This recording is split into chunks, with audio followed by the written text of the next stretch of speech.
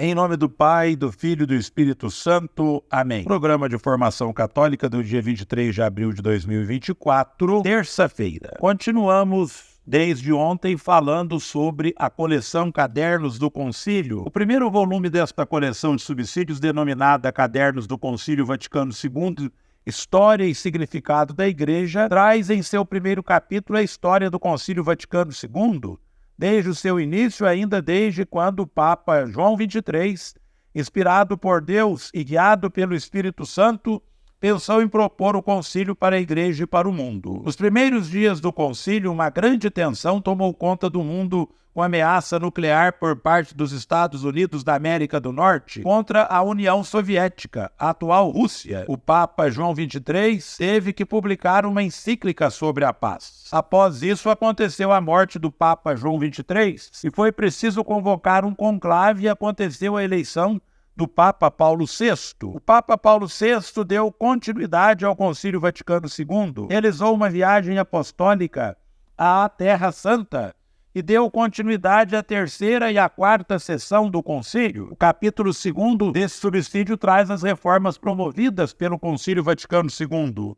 Reforma litúrgica, reforma da Cúria Romana e reforma das conferências episcopais. No dia 15 de setembro de 1965, no primeiro dia da quarta e última sessão do Concílio Vaticano II, São Paulo VI anunciou a instituição do Sínodo dos Bispos. O Papa Montini criou também a Comissão Teológica Internacional, que tiveram um papel importantíssimo ao longo do Concílio Vaticano II. Eles não votavam, mas elaboravam os textos do concílio para a análise dos bispos. Mesmo após a morte do Papa São Paulo VI, as reformas promovidas pelo Concílio Vaticano II não terminaram. E coube ao Papa João Paulo II publicar dois importantes documentos importantíssimos, fundamentais para a vida da Igreja, frutos do concílio: o novo Catecismo da Igreja Católica e o Código de Direito Canônico. Primeiro o Código de Direito Canônico e depois o Catecismo da Igreja Católica. Esse primeiro volume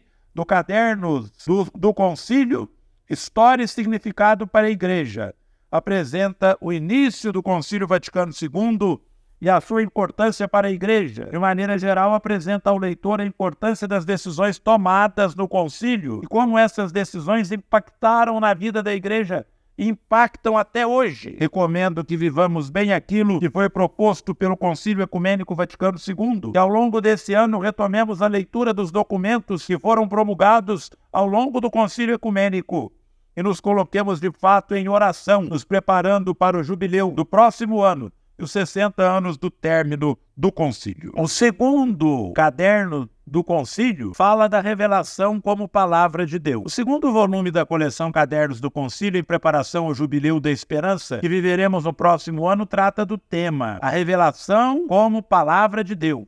Esse tema está intimamente ligado à Constituição Apostólica Dei Verbum, que trata explicitamente da palavra de Deus. A partir da palavra de Deus, criou o universo e depois de um determinado tempo, essa palavra que estava com Deus e era Deus, se fez carne. Deus se revela à humanidade através de seu Filho Jesus Cristo. A revelação de Jesus é cumprimento perfeito da revelação de Deus. Em um determinado momento da história, Deus enviou um anjo para anunciar a Maria que ela seria a mãe do Filho de Deus. Ele quis que seu filho nascesse de uma família humana, que fosse igual aos homens e ensinasse à humanidade o caminho do amor. Permitiu que ele morresse na cruz para salvar a todos nós. A Dei Verbum nos diz que a revelação foi uma iniciativa gratuita de Deus. Entra em relação com o homem para mostrar a sua intimidade. Aprove a Deus em sua bondade e sabedoria revelar-se e dar a conhecer o mistério de sua vontade. Dei Verbum número 2. Como nos diz São João em seu Evangelho,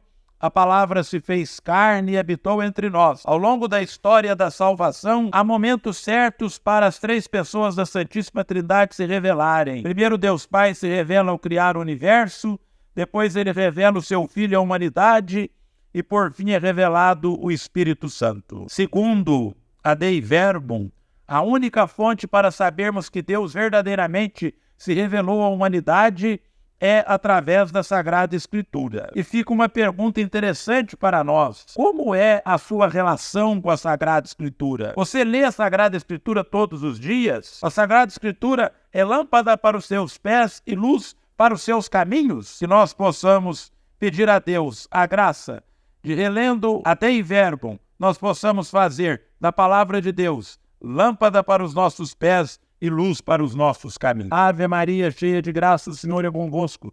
Bendita sois vós entre as mulheres, bendito é o fruto do vosso ventre, Jesus. Santa Maria, Mãe de Deus, rogai por nós, pecadores, agora e na hora de nossa morte. Amém. O Senhor esteja convosco, Ele está no meio de nós.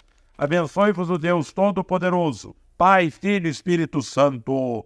Amém.